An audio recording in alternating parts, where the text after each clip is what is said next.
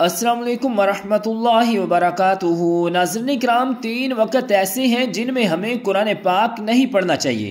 تو سب سے پہلے قرآن پاک کی تلاوت کے حوالے سے جان لیجئے کہ قرآن پاک کو سمجھ کر پڑھنا یہ بہت ضروری ہے۔ ہمیں پتہ تو چلے کہ اللہ رب العالمین نے کلام پاک میں کیا ارشاد فرمایا ہے۔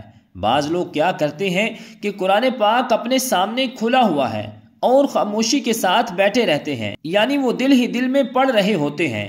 تو یاد رکھیے گا کہ قرآن پاک تلاوت کرنے کی جو فضیلت ہے، جو اجر و ثواب ہے، وہ دیکھنے سے نہیں ملے گا بلکہ پڑھنے سے ملے گا۔ حدیث مبارکہ میں ہے کہ جس نے قرآن پاک کا ایک لفظ پڑھا اسے 10 نیکیاں ملیں گی، اور جس نے الف لام میم پڑھا اسے 30 نیکیاں ملیں گی، کیونکہ یہ 3 حرف ہیں۔ تو پڑھنے پر اجر و ثواب ہے، لیکن اگر آپ نے قرآن پاک اٹھایا ہے، چوما ہے اور آپ دیکھ رہے ہیں تو اس کا اجر و ثواب آپ کو ضرور ملے گا، لیکن پڑھنے پر جو اجر و ثواب ہے وہ آپ کو تب حاصل ہوگا جب آپ اس کی تلاوت کریں گے۔ اور تلاوت کسے کہتے ہیں کہ حروف ادا کر کے تلاوت کرنا، اور کم از کم اتنی آواز ہونی چاہیے کہ خود آپ کے کانوں تک آپ کی آواز پہنچے۔ تو یہ بہت بڑی غلطی ہے جو کہ اکثر لوگ کرتے ہیں۔ اب آئیے جانتے ہیں کہ 3 وقت جن میں قرآن پاک کی تلاوت نہ کرنا بہتر ہے۔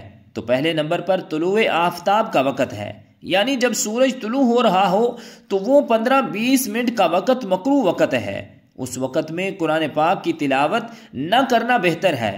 اور نمبر 2 پر زوال کا وقت، اور نمبر 3 پر غروب آفتاب کا وقت، یعنی سورج جب شام کو غروب ہوتا ہے، غروب ہونے سے 15-20 منٹ پہلے سے لے کر سورج کے غروب ہونے تک مکروہ وقت ہے۔ تو یہ 3 مکروہ اوقات ہیں، ان میں تلاوت قرآن پاک نہ کرنا بہتر ہے۔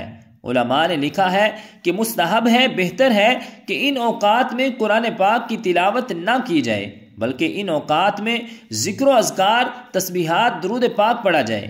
لیکن اگر کوئی ان 3 اوقات میں تلاوت کلام پاک کرتا ہے تو وہ گناہگار نہیں ہوگا، لیکن قرآن پاک کی تلاوت نہ کرنا بہتر ہے، کیونکہ ان 3 مکروہ اوقات میں سجدہ کرنے سے منع کیا گیا ہے، خواہ وہ سجدہ نماز کا ہے یا سجدہ شکر ہے یا پھر سجدہ تلاوت ہے۔